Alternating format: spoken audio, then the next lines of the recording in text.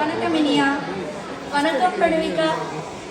தமிழ்நாட்டில் கிராமிய நடனங்கள் எவ்வளோ இருக்குன்னு தெரியுமா? ஓ அப்படியா, 2-3 தான் இருக்குன்னு நினச்சேன். இல்லை, கும்மி, கோலாட்டம், மயிலாட்டம், புலியாட்டம், ஒயிலாட்டம், கரகாட்டம், தப்பாட்டம், குத்தாட்டமும் இருக்குது. ஓ சரி சரி. ஆமாம், கரகாட்டம்னா என்ன? கரகாட்டத்தில் தலைக்கு மேலே கரங்க வச்சுட்டு ஆடுவாங்க.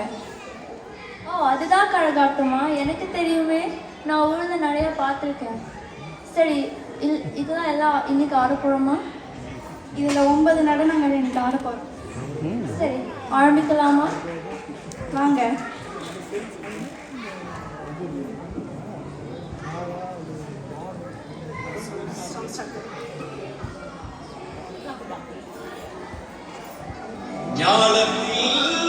எத்தனை மொழிகள் இருந்தும், மனிதரில் எத்தனை முகங்கள் இருந்தும், நாட்களில் எத்தனை சிறப்புகள் இருந்தும், தமிழர் திருநாள் போல் வருமா, நம் பொங்கல் போல் வருமா.